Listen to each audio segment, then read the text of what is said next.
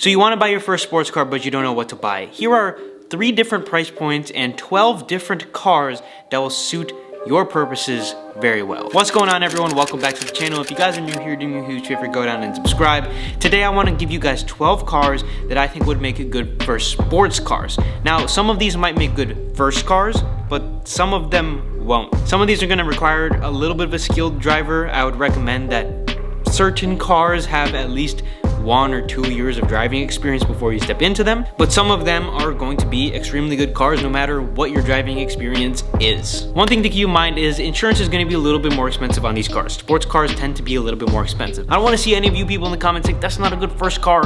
You know, the insurance is expensive, gas is expensive. Well, guess what? We don't care. With that being said, let's jump into the best cars under a $10,000 price point. The very first car on the list is going to be the second generation Mazda Miata. Now, we all love the first generation Miata, the flip up lights, the goofy looks, but honestly, the first generation Miata is not only old, but it's also inferior to the second gen in almost every way. I own a first generation Miata. I love the car, but the second generation is quieter, more fun, more powerful, and it also just has more amenities in it that make the car overall a much better experience. Now, I love the flip ups as much as the next guy, but the second generation Mazda Miata is going to be good on fuel. It's going to be manual. It's going to make not a lot of power, meaning that you can have a lot of fun with it and really grow as a driver, but also if it's your first car, you're not going to have a problem controlling it. It's convertible, it looks good, and there's endless mod possibilities to this car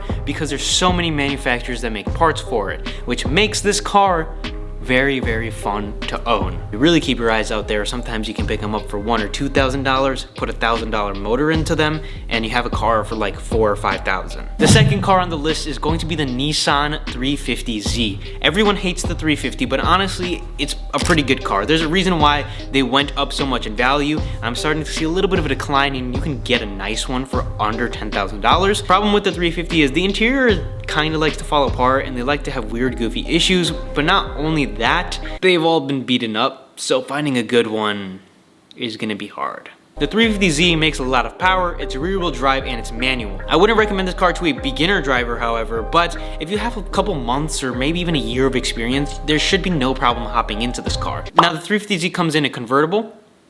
Don't buy the convertible. Just please, the convertible is awful. The car comes in a manual or an automatic. Don't buy the automatic. Some people buy them, but they're worthless and they have a really hard time to sell.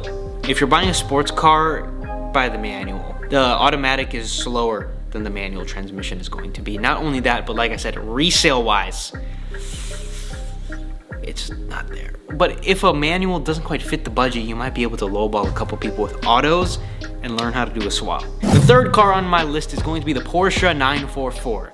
Yes, you can get a Porsche under $10,000 that's not a Boxster. Flip-up lights, inline 4, it's a Porsche with a manual transmission and some good weight distribution. Overall, the Porsche 944 is a phenomenal car. They've gone up like crazy in value, but with the market cooling a little bit, you can probably find some pretty good deals out there. I've been looking myself into getting this car because it seems like a whole lot of fun. It's an iconic car with a fantastic story towards it.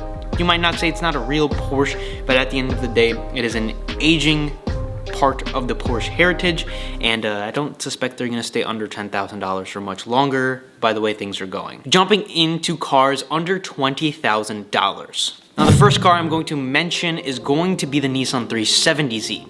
Now, some of the problems with the 350 aren't really relative in the 370. They still might not sound good and they still might not be your thing.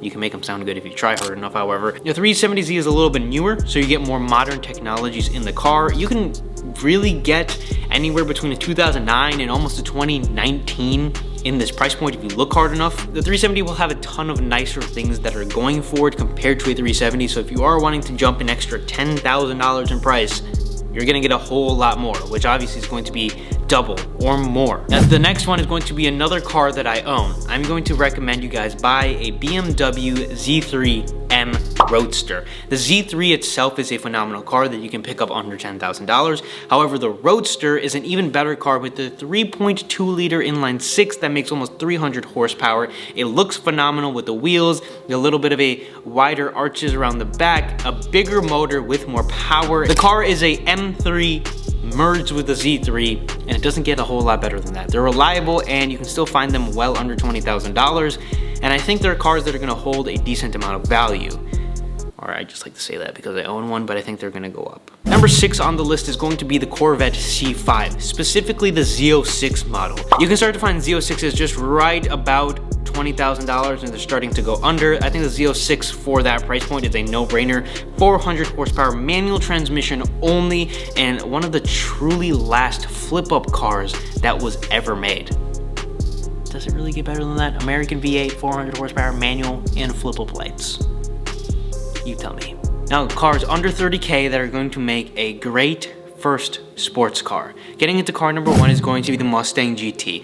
I own one of these cars, and they're a little finicky at times, but for under $30,000, I don't think there's a better car. 5.0 Coyote V8 that sounds amazing. The cars look really good. They come in automatic, which is actually a good automatic, or they come in manual, which is a decent manual transmission.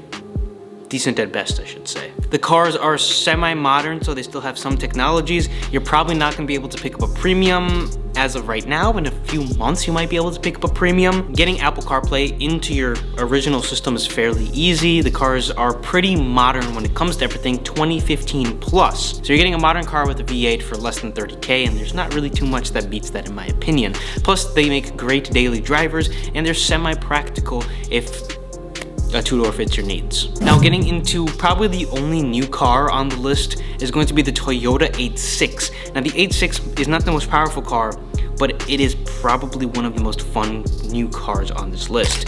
You can get it brand new, under $30,000, manual transmission, and have a blast with these cars. Horsepower isn't everything, and honestly, these would make pretty good first cars if you never have driven a car before. Moving on to number 9 on this list is going to be the Honda S2000.